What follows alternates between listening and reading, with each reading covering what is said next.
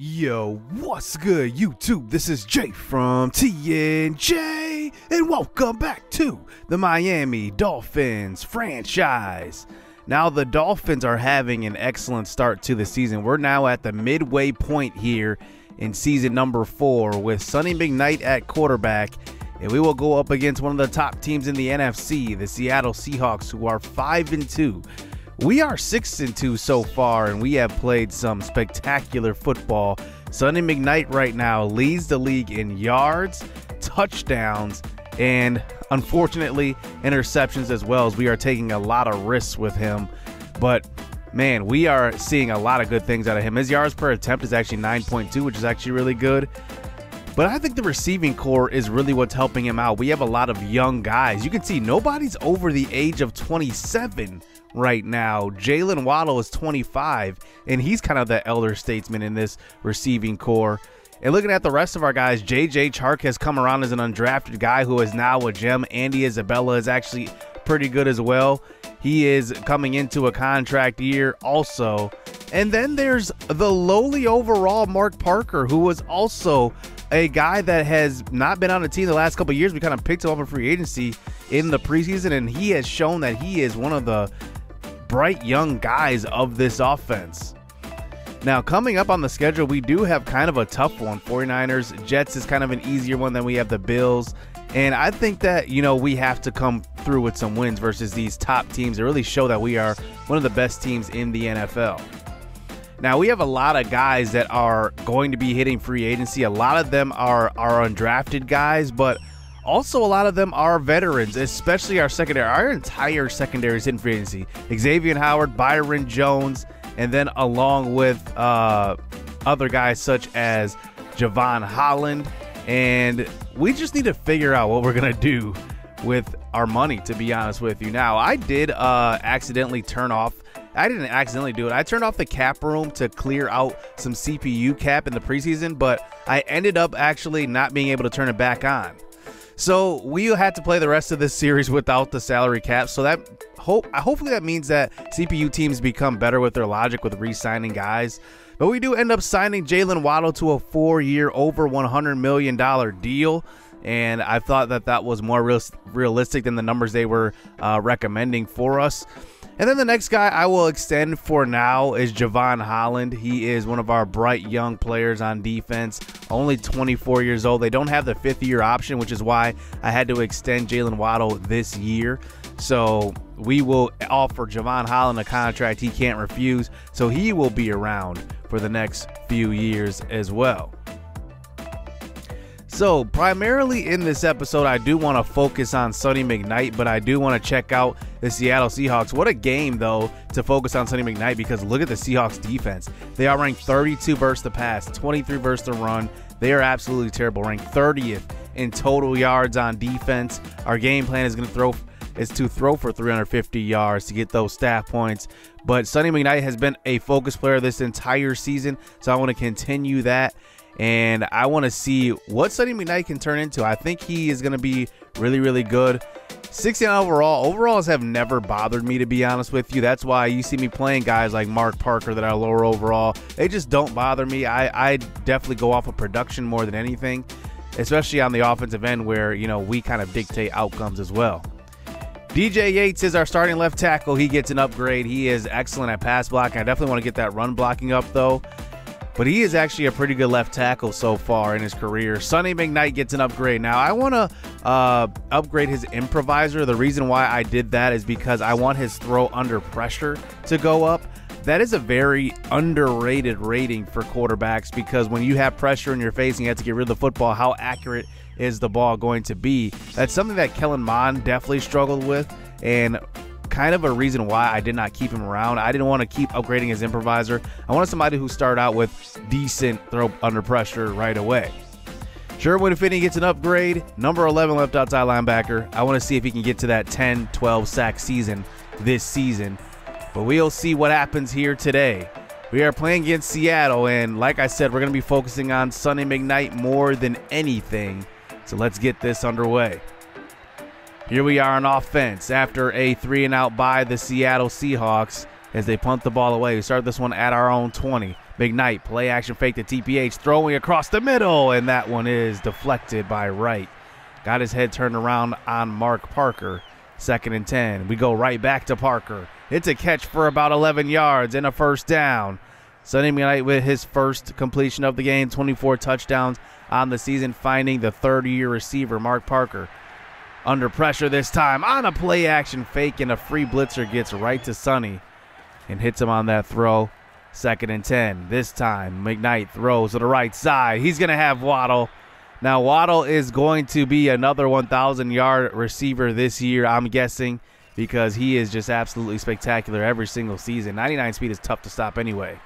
Stretch play to left side. TPH breaks free. He makes one man miss, and he's going to break free for the longest score of the year for him. It's a touchdown. TPH has been kind of not on the chopping block, but kind of in the doghouse a little bit. He's still the starting running back, but I have been thinking that maybe we need to get somebody a little more elusive, but he shows right there that he has that elusiveness. But it is versus a bottom tier defense. So here's a throw to left side. This is Russell Wilson out onto the field. He's going to find his tight end. 7 and 9 to start this game. How about Sean Payton, the coach of the Seahawks now? Now at the 12 this time, Russell Wilson in the pocket. Going to throw a screen pass out to his running back. That's going to be incomplete. Chris Carson checks into the game now for a 3rd and 2. Here's a handoff. Carson breaks a tackle. He's in. It's a touchdown. Byron Jones throws him into the end zone. It's going to be a 14-7 early lead for the Seahawks. McKnight back on offense here in the second quarter as it starts this quarter out at the 5-yard line. McKnight gets out of the pocket looking for Waddle, and he can't get it to him. It's going to be a sack. Waddle just came open, but he loses a bunch of yards on that play. 2nd and goal at the 17, throwing to the end zone. Isabella, and he can't hang on to that one. 3rd and goal now. Here is McKnight here with 3 wide receivers out onto the field and a tight end. He rolls, he throws to the end zone. This one will be caught. It's a touchdown. Andy Isabella holds on to that one. How did he come back to that one and make that catch? And it looked like he just had inside position. And what an excellent throw. Who was that to? Mark Parker or Isabella? I'm not even sure, because Mark Parker actually put his hands up for that catch as well. 14-14 now. Now into midway the second quarter. Here's a throw to the flat, and that was an easy one. They kind of gave us a scenario where we were starting right at the 2, and it's a touchdown. Justin Castillo gets in, and he has taken over quite well for Mike Gesicki. 2 minutes to go here in the second quarter as here's McKnight rolling to the right side, trying to put some points together, throwing on the run, and he's got Castillo. Now, I'm going to figure out how to put those X factors back out onto the field. I'm not even sure why they don't show up for our guys, but they show up for the other team. And here's a throw across the middle. This is Isabella, and that one will be dropped. As now that brings it to a 2nd and 10 now at the 36. McKnight in the pocket. He will throw to left side. That one's caught by Isabella. Back juke. He tried to get around the defender. It will be about a gain of 9. So now 3rd and 1. This time at the 27, McKnight throws across the middle. Quick throw to Isabella. That's why I love Isabella, because, you know, he does have that speed element to him, but he's pretty reliable, to be quite honest with you. We have a ton of weapons at receiver for McKnight. I mean, all of these guys, they're all young too. It's just amazing.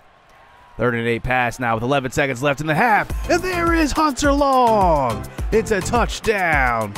Beating right to the end zone. And just like that, I mean, our offense is, like I said, very, very young. TPH is young. Sonny McKnight is obviously a rookie. And then you have Hunter Long, Justin Castillo, and Steven Rogers at tight end. I mean, this is just a young football team. As now here we are in the 3rd quarter, up by 7. Here is a handoff. TPH at 82 yards rushing in this game. Now a 2nd and goal. We're going to give it right back to him at the 1. Handoff. TPH, good blocking, touchdown. We're now up by 2 scores in the 3rd. And this Dolphins team showing the potential on offense. But how about our defense? Giving up 28 points. Now this is versus Russell Wilson.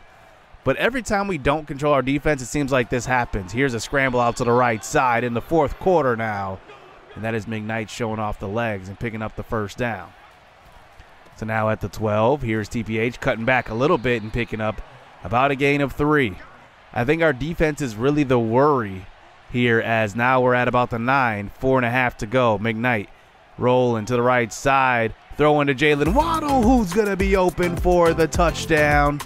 And he comes open across the field. Waddle is just an electric receiver. 4.5 minutes here scoring, going up by 2 scores. And that is going to be one of the daggers possibly, as Wilson tries to come back in this one. Now down by 2 scores, 2 minutes to go. One last shot here at the end zone, 4th and 7. He throws it into traffic looking for DK Metcalf. It's picked off by Timmy Obi, and that one will do it. We end up winning this game 42-28, and Sonny McKnight looks excellent in this one. 4 touchdown passes today, and our offense looks good. Our defense just giving up a little too many points. As I want each of these episodes to really tell a story of their own. I want, to focus on certain guys, focus on certain position groups in certain episodes, and that's kind of how I want to run this. I don't want to get bored with Madden, and I like this kind of format where we focus on, a certain element of the team before we, get into, the playoff race towards the end of the season, and that's when it really does ramp up. And looking at our receivers, I mean, just everybody touches the football. I mean, McKnight does an excellent job of finding everybody, and that's one of the things that I value with him. He is so good at improvising and just making that throw that a lot of quarterbacks can't really make early on in their career. So Byron Jones has an upgrade. He is going to be a free agent. Now, I don't know if I'm going to re-sign him. I have been disappointed with Byron Jones. The question is, who do we have behind him? We have Javon Holland, who is technically a free safety, but at strong, we have Bruce Sharper, who is just a 5th-round pick, but he's very low overall. I'm not really sure he's ready. Sonny McKnight wins Player of the Week for the 2nd straight week after throwing 4 touchdown passes. And looking at the MVP, he also sneaks into the MVP conversation. Here ranked 10th in the MVP. That is amazing to see that. How about Tua? He was actually up there as well with the 4-4 Broncos. He's on the Offensive Player of the Year list at number 6, but McKnight's there at number 3, but he's definitely number 1 for Offensive Rookie of the Year. There's no question about that. But how about J.J. Chark? After having, 2 games of having, good production, he's already 3rd on the Offensive Rookie of the Year list, which is very, very surprising to see that. And the Jets have a defensive back who is on the Defensive Rookie of the Year. Good for them.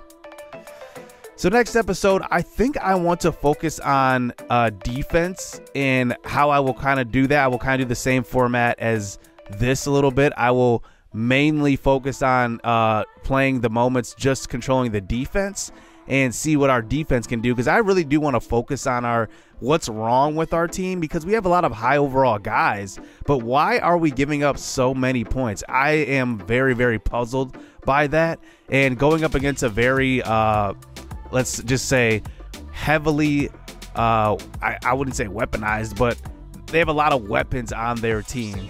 George Kittle, Brandon Ayuk, Deebo Samuel, Trey Lance. I mean, they have a ton of guys on offense. This is a good test for our defense.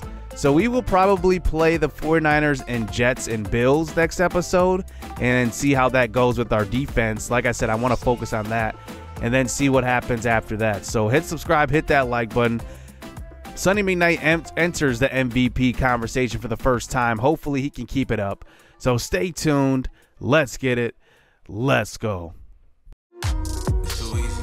I've been there, done it, seen it. Boy, all that like Keenan. Still got crack, they fiendin'. Flow still hot like Phoenix. Shine so bright, I'm gleaming. This off top, I'm tweaking. Fresh out the rat like Neiman. And I'm still trying to fight my demons. Cause we all gotta act like Tina. That's why I gotta ride with the Nina. Outside, it's a war going.